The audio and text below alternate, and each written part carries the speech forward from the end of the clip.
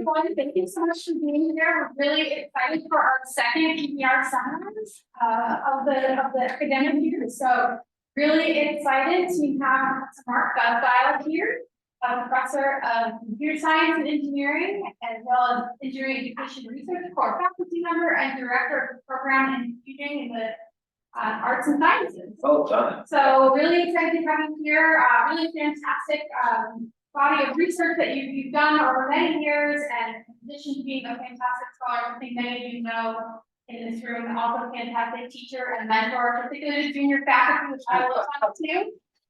Mark is on my watch committee. So thanks so much for being here today, and look forward to your talk. Thanks, Karen. I may have done a whole bunch of research, but I'm not going to talk about very much at all. This is mostly about a framing for this new thing that I'm doing, the program in computing for the arts and sciences, which the title that I gave you all is Creating Computing Education Beyond the EER. When I was a graduate student, my advisor, Elliot Soloway, made everybody, all of his graduate students read this book. Could I get a vote online? I'm sorry, participate. If you have read this book, could you now? Okay, I got one in. I appreciate that. All right. So C.B. Snow was a science advisor to the British government during World War II, and he wrote this book afterward because he saw that people were making decisions from a humanities perspective without really considering the science behind it, or making a science decision without really considering a humanitarian perspective. So he saw this split between the two cultures. By the way, C.B. Snow completely blamed this on the humanities folks, said that humanity sees science as yet another way of coming to know the world, as opposed to one that's particularly privileged by using evidence. Eliot did not make us read this book because he wanted us to annoy humanities folks. Instead, it was like, he wanted us to think about who could use what we have to offer, but isn't even going to come into the room. So here's the things that I want to talk to you about today. I'm going to talk first about the history of where the term computer science came from. I'm going to argue that computing was originally created to be taught to everybody as a way of learning about everything. But I'm also going to give you definitions of computer science today that are much more narrow. I think that trying to reach that greater goal of using computing as a way of reaching everybody and teaching everything requires us to change why we teach, who we teach, and what we teach, and maybe what we mean by programming. So I am interested in trying to broaden participation in computing by reaching arts, humanities, and science. Okay, anybody know who this dude is? All right, other than him. This is George Forsythe. And George Forsythe was the first person to publish the term computer science in an article. Actually totally relevant to this audience, in the Journal of Engineering Education. That was the first time the words computer science were published anywhere, in 1961. He argued in a 1968 paper that computers had become the necessary tool for learning science and mathematics and engineering. He explicitly said, quote, the most valuable parts of STEM education are the general purpose mental tools which are being serviceable for a lifetime. I read natural language and mathematics is the most important of these, and computer science is the third. In 1961, the MIT Sloan School held a symposium entitled Computers and the Role of the Future. It was an amazing group of folks. It was like everybody who was doing computing at the time, including people like Gene Amdahl, John McCarthy, Grace Hopper, Simon Allen Newell. This book by Martin Greenberger came out the next year in 1962. And it's a transcript of all the lectures and all the discussion remarks, which are pretty amazing. One of these was by C.B. Snow. And among his discussants is Norbert Weiner, who some of you may know invented cybernetics. So C.B. Snow explicitly argued in his chapter that absolutely everybody ought to learn about computer science. And his argument was sort of a bit of a stick. What he said was he foresaw in 1961 that computers were going to rule everything. The software was going to control everything. And who was going to control the software? And if you don't know about software, how do you even know what to ask about to make sure what was going on? We read you a quote from his chapter. A handful of people having no relation to the will of society, having no communication with the rest of society, be taking decisions in secret which are going to affect our lives in the deepest sense. This is kind of amazingly prescient for 1961. Now, when I showed that slide in a talk that Michael Casperson did in the audience He said, oh, Peter Nauer, who was a Turing Award laureate, for those who don't know, the ACM Turing Award is sort of the Nobel Prize for computer science. He says the Danish Turing Award laureate Peter Nauer made a very similar argument, and he shared this slide with me. So fortunately, Michael also gave me a translation. Excuse me, I'm going to read part of what Peter Nauer said. And this was in, I don't have the year on this. Once informatics, 1966. Once informatics become well established in general education, the mystery surrounding computers and many people's perceptions will finish. This must be regarded as perhaps the most important reason for promoting the understanding of informatics. And he goes on to say that the development of software should not become a matter for a small group of experts, but become a usual democratic matter, and thus the democratic system will lie where it should for all of us. Amazing. Also in the Computers in the World of the Future was a talk by Alan Perlis. Alan Perlis was actually the very first ACM created computer science departments at then Carnegie Tech, now Carnegie Mellon University, and at Yale University. Of his discussions, one of them is JCR Licklider. Anybody know who JCR Licklider is? All right, so whether you think Vince Cerf or Al Gore is the father of the internet, JCR Licklider was the grandfather. It was his idea. He was the original person who said we should build these computers up together. Wouldn't that be interesting? So, explicitly in Alan Perlis's talk, he also argued that absolutely everybody should learn how to program a computer. Well, where C.P. Snow was offering a stick, Alan Perlis offers a carrot. When you learn to program, it changes the way that you understand everything else. He talked about how you can't think about integral calculus the same once you learn how to do a loop and walk through things as much detail as you want. And in particular, he talked about the kinds of work that they were doing in the business economics department at Yale at Carnegie Tech at the time. He said they started doing simulations of economics. In general, in 1961, economics was not an experimental science. Let's devalue the dollar amount just to see what happens. But when you talk about simulations, it can be. So in a real sense, Alan Perlis was foreshadowing the development of computational science and engineering.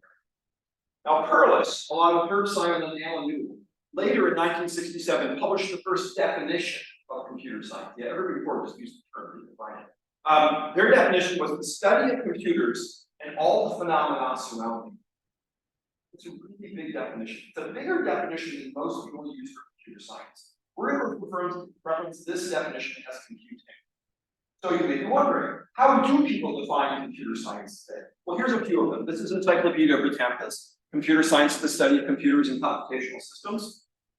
The Tucker 2006 definition is the one which is used in the K-12 computer science framework that most states have based their computer science standards on. Here we get impact on society, which is pretty cool. But when we look at the ACM IEEE definition of computer science, that goes away again. Okay. No matter which of these definitions you think is the best for computer science, I hope we can all agree that the original definition is pretty radically different from where we're at today. There's a big gap between computing and computer science defined today. Now, when we think about teaching everybody computing as a tool for learning about other things, the name which probably first comes to mind is Seymour Papert. Papert was the one who invented the programming language logo, along with the two people pictured on the screen in the small picture. On the left is Wally Forsythe. Wally actually created the first logo. Seymour was the logo was a programming language. Seymour was a consultant to the project. That Cynthia Solomon, Gary Stager, the guy on the right, gave me this picture. Cynthia was the one who worked with Seymour on developing the logo curriculum and helping develop things like the logo turtle.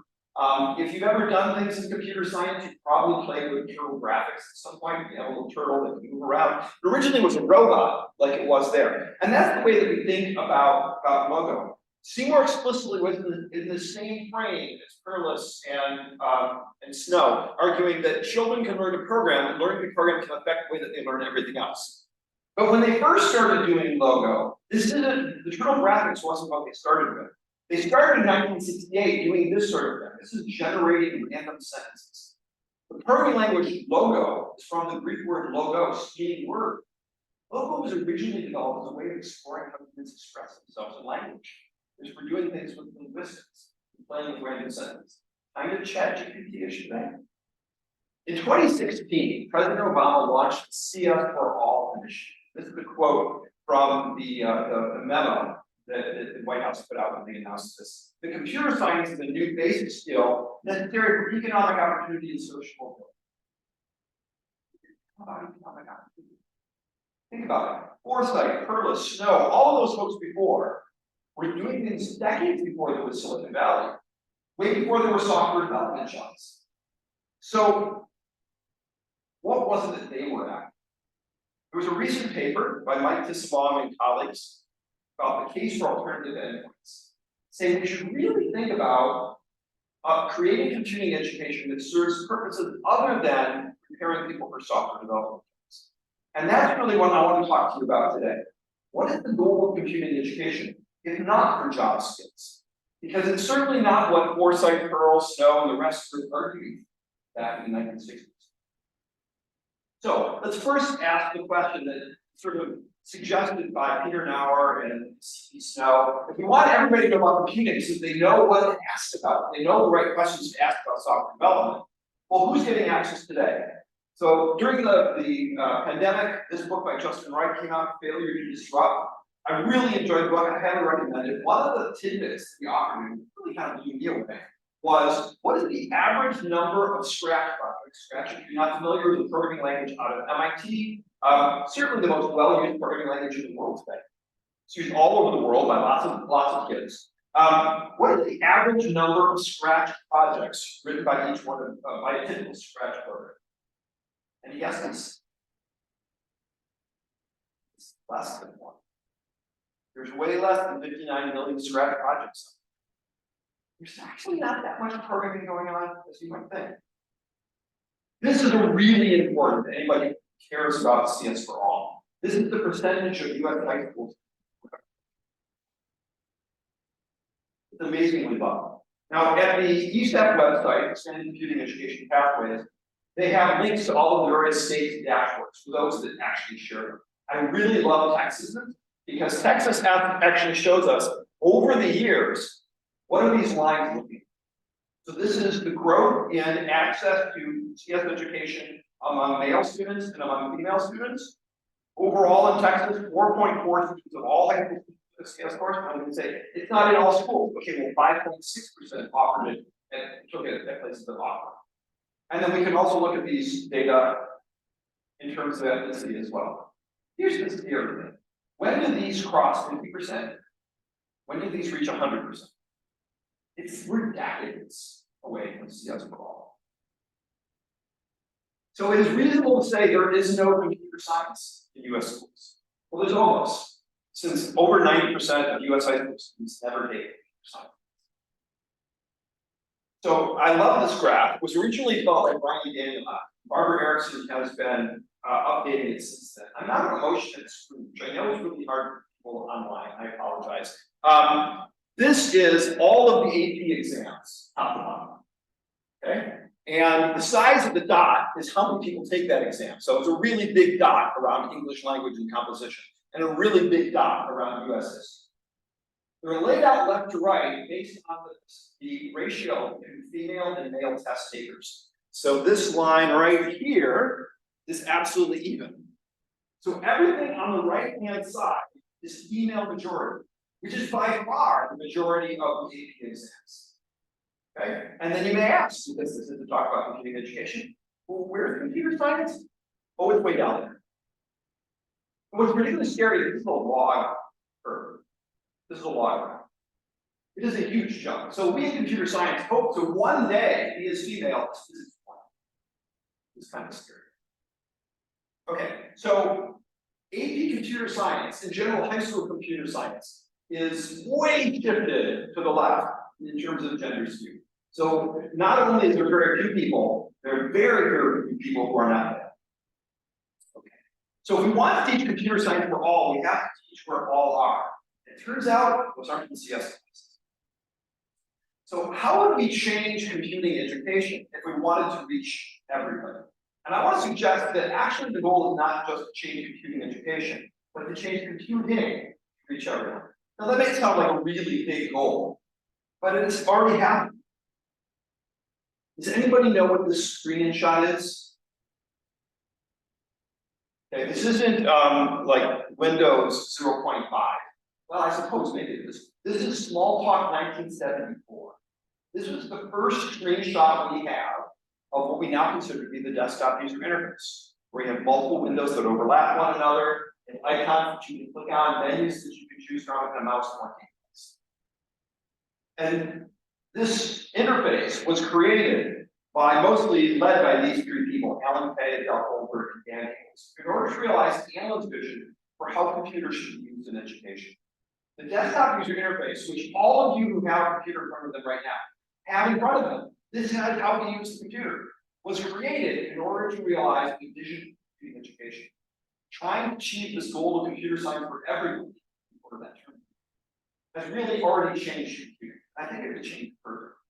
Okay, this is an interactive portion of the program. If you can tell me who puts any some questions in chat. What is this?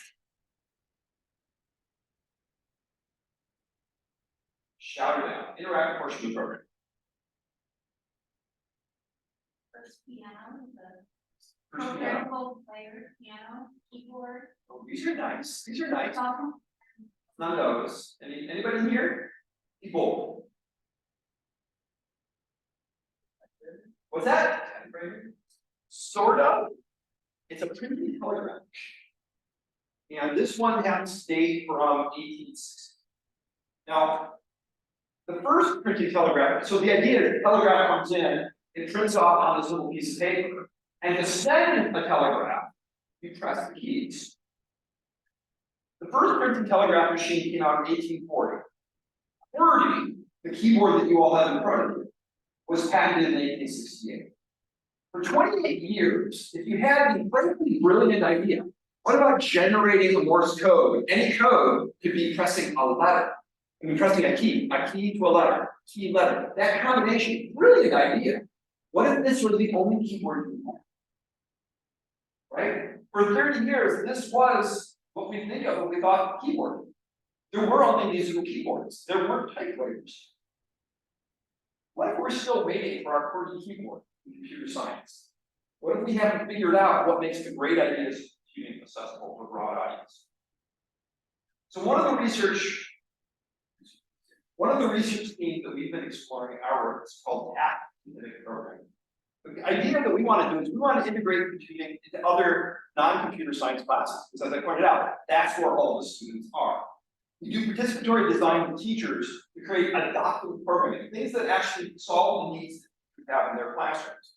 We call these task-specific programming languages or teaspoon languages. We put a teaspoon computing for other subjects. So what is a teaspoon language? First, they can be used by students who are task-fitted people for teaching. Second, they really are a programming language. You are using them as a notation to define a computational process. When I show this to my computer science friends, they say, no, it's number two, it has to be number one. No, that is completely the wrong idea. The most important thing is that it solves a need that the teacher has. Otherwise, it will never get it. The third is that it has to be learnable in 10 minutes. Now, we picked 10 minutes rather arbitrarily. It's actually really important because then in a 1 hour lesson, you can actually get something done. And if it turns out to be a disaster, you have lost it. As opposed to, let's take 3 hours learning Scratch, and then we will apply it to, right? It works in 10 minutes, and you're off and running. So here's one of these. This is a collaboration with Tammy Schreiner, who's already done before. So this is a tool for history courses for doing data visualization. So we talked with a lot of history teachers over the way, along the line. Some of the things we have here is that you always start with the driving question. It's in the upper left-hand corner, and there's a button above it, really big, enter driving question. Because the social studies teachers we work with said to us, I don't want students fooling around with data visualizations unless they know why they're doing what they're doing. They've got to put a driving question first. There are a lot of tools supporting inquiry-based learning in classrooms. I think ours is the only one that actually puts the driving question on the screen. Because our teacher said, you gotta have it. That's important to teachers. We always have two graphs visible at once, because history teachers have told us, and Bob Bacon here at Michigan, I know, published this statement, that you don't have an interesting historical problem until you have two pieces of data in history. So we have two visualizations that can look for conflicts. Here, this is the population of Rwanda at the bottom, and the population of Ethiopia over time. and one that has a clear dip. The question is why. And we create a space where students can drag their visualizations and store them. So we understand that it's going to be part of the inquiry process. You're going to be exploring a lot of visualizations. Now, you're going to lose track of what visualization is what. So when you hover over the ones on the right-hand side, we're going to pick out a little JSON script in declarative language to show you how to build that graph.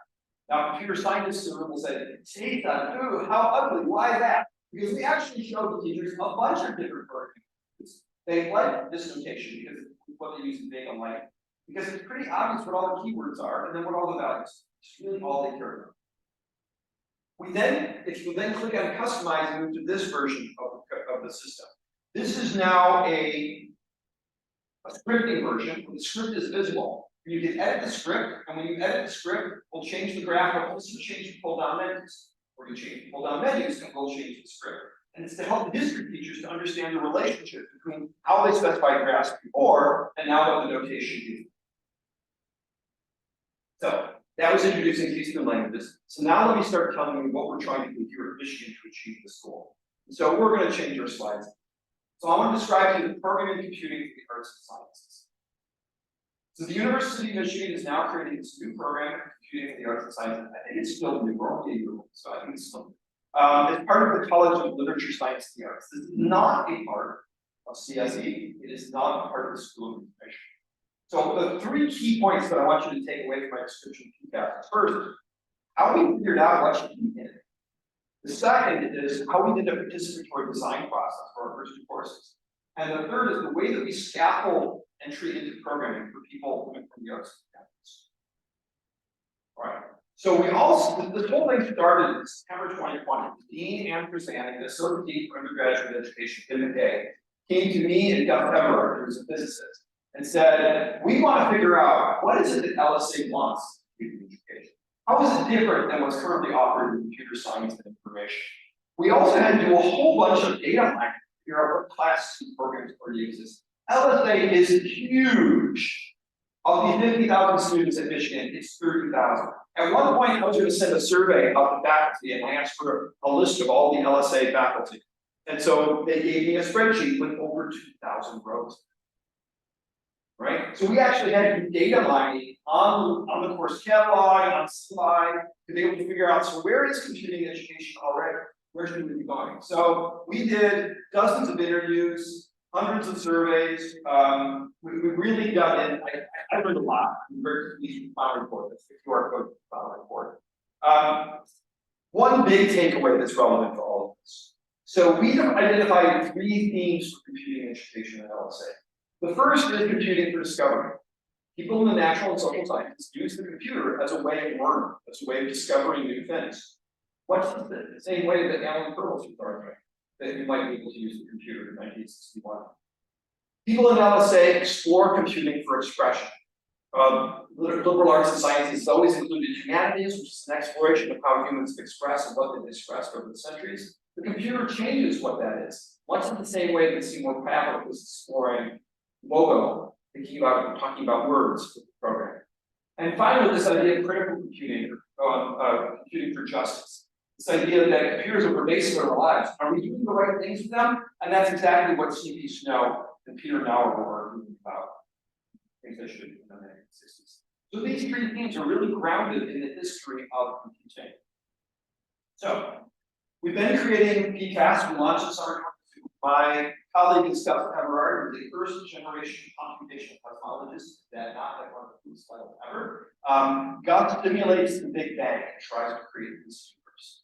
We now have a lecturer, Brian Miller, who has a PhD in music and has worked as a data scientist. We have an academic program manager, Cameron Stewart, who has a PhD in agriculture. We're bringing on faculty this coming semester who come from linguistics and anthropology.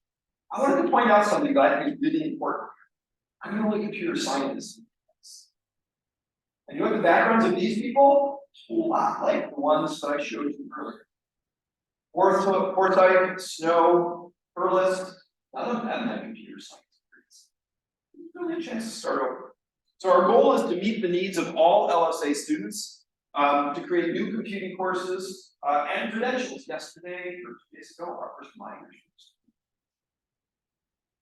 So we have a very cool course code. Our courses are Comp 4, Computing 4, ... We're computing for other things. The first two classes that were taught last year were Comp 4 111, Computing's Impact on Justice, Next Web, and Comp 4 121, Computing for Creative Expression. Something like that. This semester, we're teaching two brand new courses, Introduction to Python for the Sciences, which is a bureaucratic, maybe, I don't know, it's a miracle that Gus was able to get this together. He got 4 departments, natural science departments, who were already teaching Python in their curriculum. They collaborated to define one single, see this expression. He got 4 different departments to collaborate to define this course, and they're now teaching different departments. I don't know how Gus did it, but it's miraculous. Compo 101 is the course that Gus is teaching right now, the transistor disruption, how a tiny tool transforms science and society. Next semester, we're going to have an intro to R for science. We're going to be teaching a course on Python, programming for digital media, and we're going to teach a course on alien anatomy, how ChatGPT works for enrollment students. And our minors are just, well, approved by the curriculum committee. I don't think they're official yet. They should be. All right. So here's the big question I would face. I'm going to mostly talk about the expression and justice classes, those ones I created last year. What should be in those classes? It's not like you just go through curriculum volumes and say, oh yeah, arts and humanities, here's what I should teach.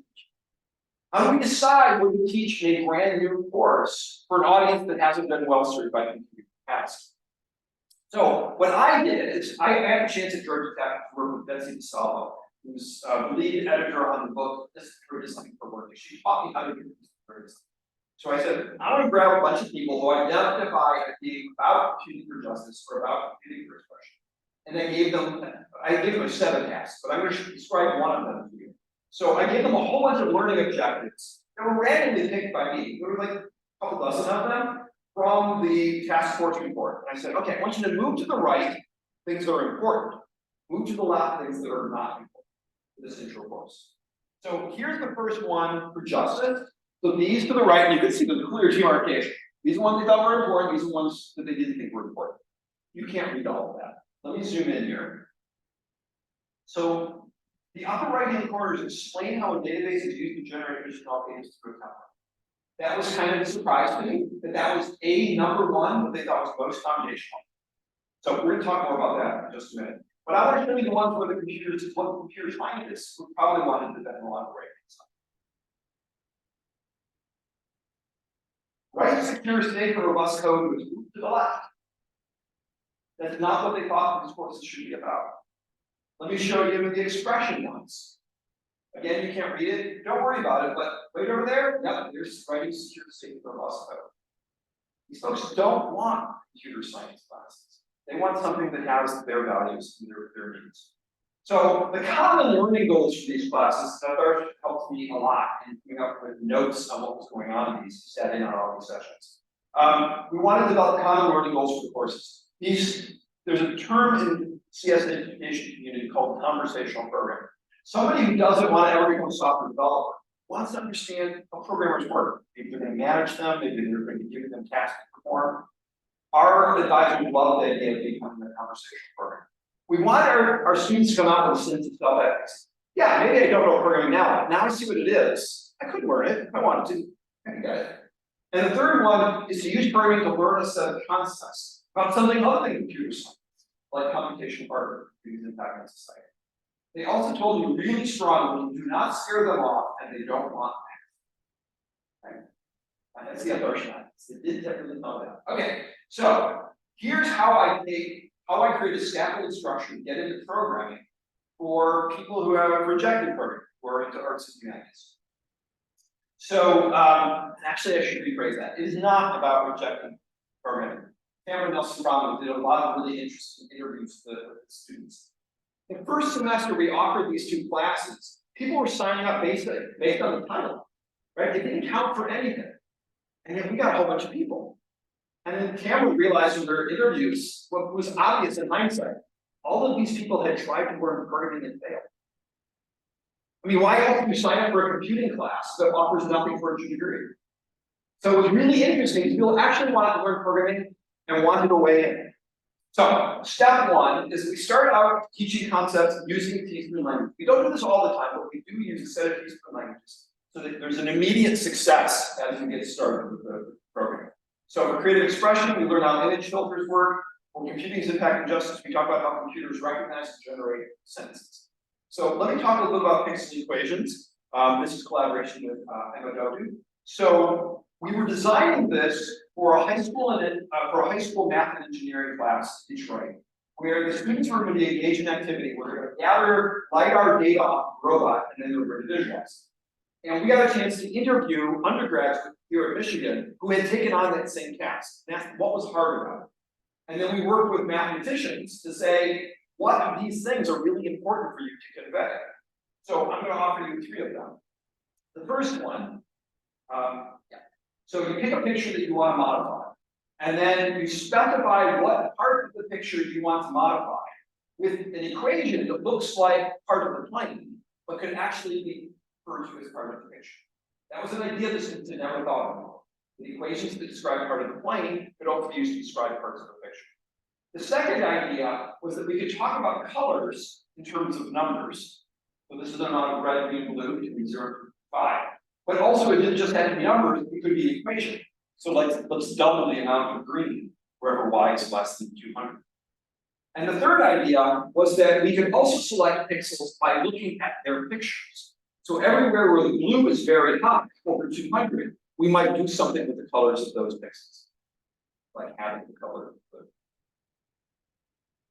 So I think that all of you would recognize that that's programming.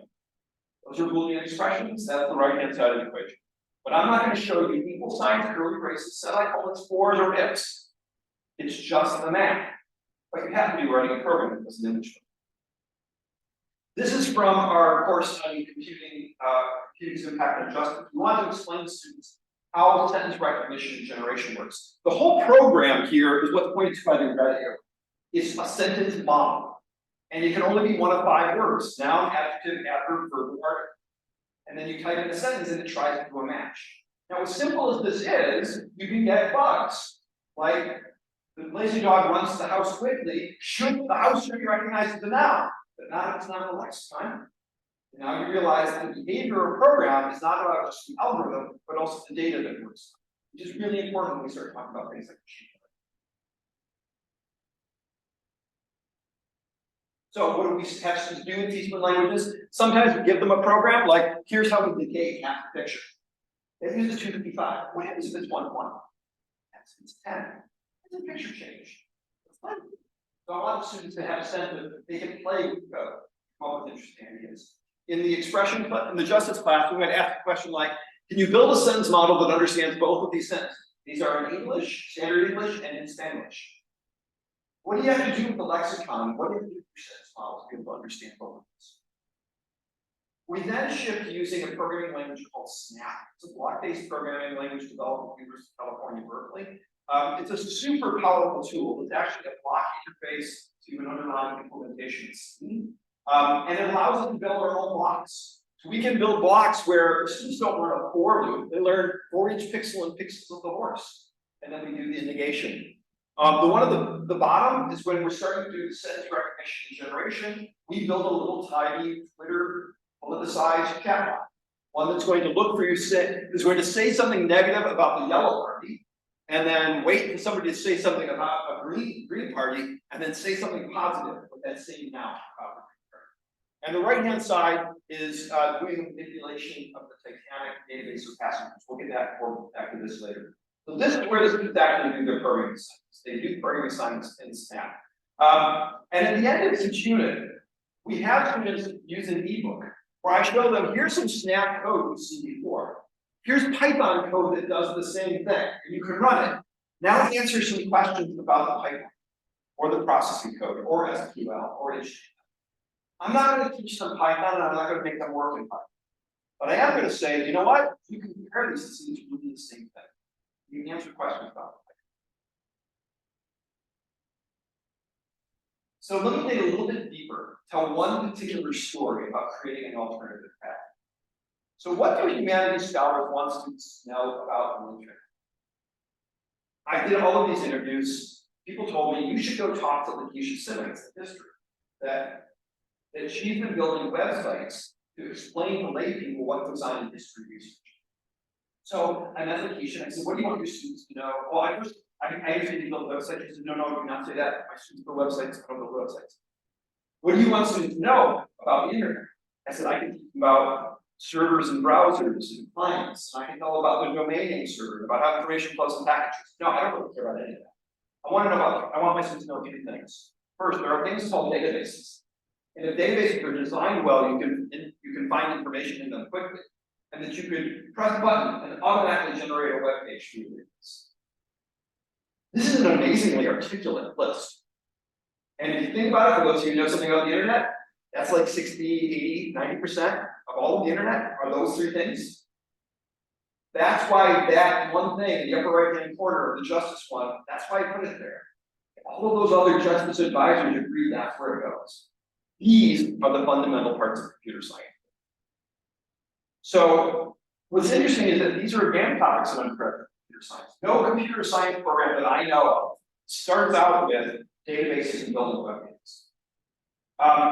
So everyone starts with introductory programming concepts, data structures, and algorithms, and then later on. The interesting question is, do we have to? Right? This is this idea about alternative paths or alternative endpoints. So one of the undergrads working with us, Guzdial, Wang, came up with a set of blocks that, if you know anything about SQL, and now students can do database manipulation, doing things that directly map through SQL, which is the standard way to manipulate databases. So this example here is piping all of the passengers in the Titanic into only show the items where the gender is male, split the first name into parts. So it's like Mr. blah blah, Mrs. blah blah. Group by the second word, and then sort it so that you get the top to bottom, the most common first names people who are out there. They kind of do the same thing for female. Okay, but here's the challenge. How do you do web pages? Right? I made a promise to my advisors that no student would have to install anything. You'd have to do everything from a web browser.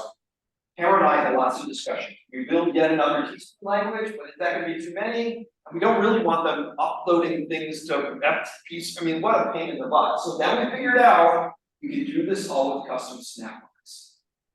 So here is making a web page. And this really does let you see the HTML and opens the web page.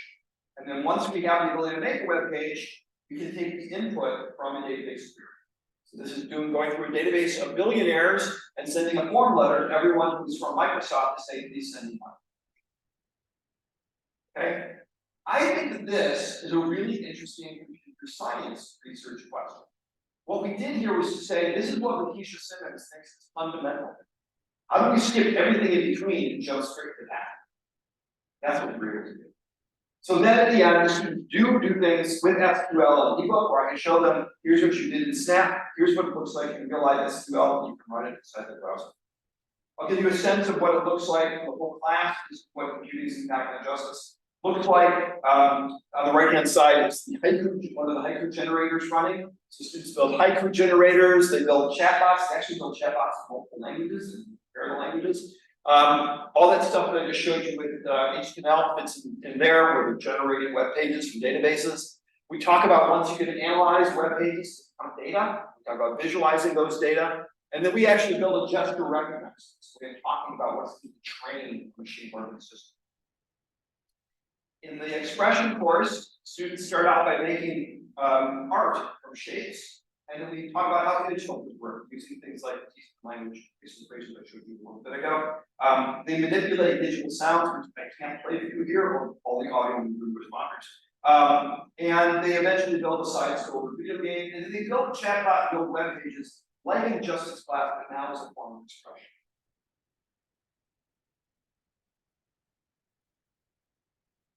So let me tell you a little bit about, I'm going to not tell you about research findings as much as I'll point to research questions we're exploring.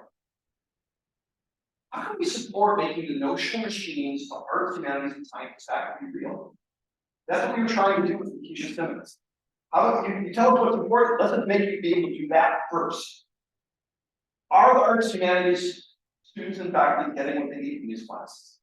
And then Karen was looking at the question about what's the process these students go through. We're really intrigued. You never learned anything about programming before. You're now making a program, but it's open-ended, like building a chatbot, or building a drawing program, or building an art with shapes. How do you decide what to do and what not to do? That's really hard. I also want to list a research question for novice. I'm not asking whether or not these that are going to computer science or information. That's simply not my question. I am supporting them doing the computing in their major. I don't care if they ever become prepared to work in C++ or work in industry. And I certainly don't care whether or not they learn how to write safe and secure and robust code. So the argument is that the founders of computing proposed programming as a tool for learning for everyone. Somewhere along the line, computer science became much more narrow. Computing education for everybody is going to be different than for software development.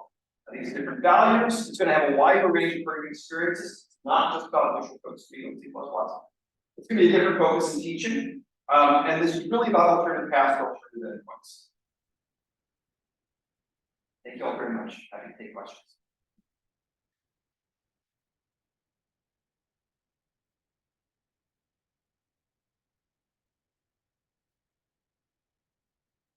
This is another interactive portion of the program.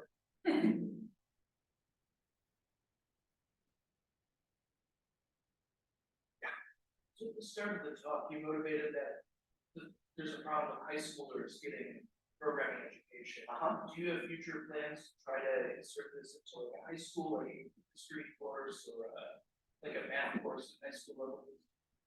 Yes, I'm looking towards Bahari. This is a very explicitly an interest that we have in trying to get our tools into these sorts of classes. Emma and Tamara are actually exploring getting some of our math peaceful languages into math classes. We're working on ones here, but the topics are actually some that are taught as early as middle school math topics. The challenge is, how do I convince a history or math teacher to allow computing activity in their classroom? Right? So we worked very hard at making EB4L look like and feel like history. That it's about the kinds of things they talk about in history class. And I think that Bahari can tell you detailed stories of where it works.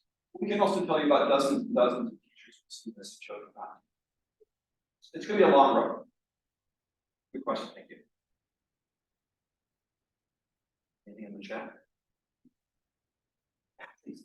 So you said this is on its way to becoming a minor. Is there plans to turn it into major? Is there a reason to make it a major? What a wonderful question. So one of the challenges of PCAS is that nobody, I mean, one of the things we point out in the task force report, nobody's doing this. There's not another liberal arts and sciences college in any university anywhere we can find in the United States trying to do this, try to cover all of them. So we're making it up as we go along. When I was hired into this job in July 2022, they told me, please create majors as soon as possible, so that when computer science starts capping their enrollment, we will have options. And after a few months, they came back to me and said, please stop. The word was, I was making the humanities faculty anxious. Perfectly fair. They said, we're still going to go forward with majors, but postpone. It's going to happen later. And then I think it was April when I met with Anne Kuzan. She said, no, we're not going to do it. She says, because we are not about trying to create majors that take away from the rest of the LSA. So I have a thought experiment that I have used. Imagine that I succeeded in creating a computational English major. From whom would I take students? English or computer science? Probably English. They would more likely go into a competition. So instead, my job is to create computational minors that enhance the existing majors. How about a computing for expression minor that you can go along with your English major to show that you've been thinking about extending these ideas into the computational major? I think it's a powerful mix. That's our right now. It doesn't make sense to make a major because you need majors. There's Right. a reason for this. Okay. Yep, yep.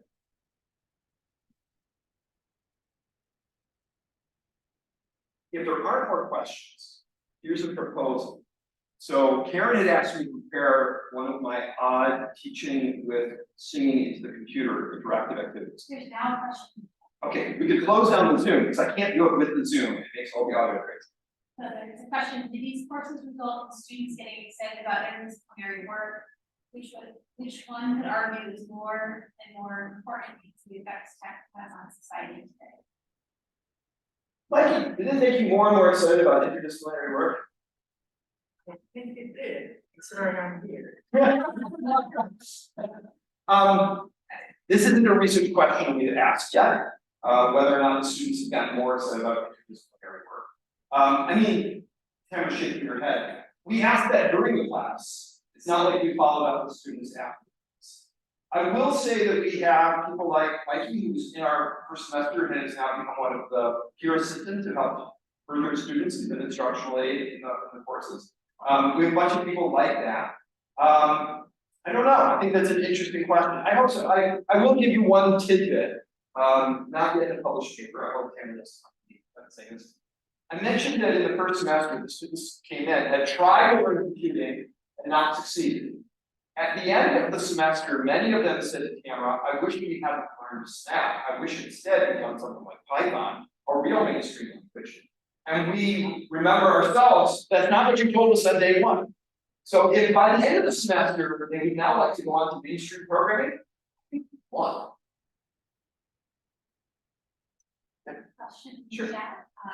Thanks for the talk, and I'm wondering how you see accessible instruction potentially shaping computing climates and environments for historically excluded environments.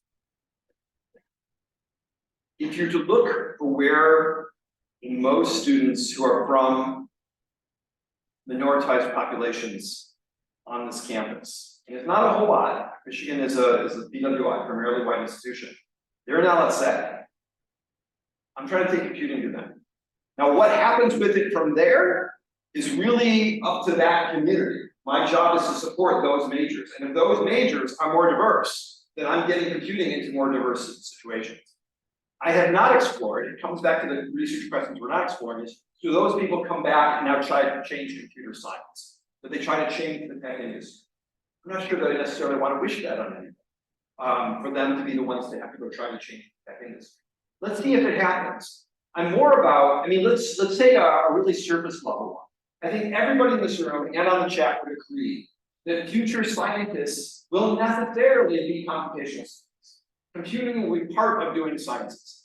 And where do they learn that? Computer science is not teaching classes explicitly for computational scientists. School information is not doing that either. That's a role that we've taken on. Now, if those people go off into the tech industry, that's fine. My job is to make sure that they are successful doing computing science.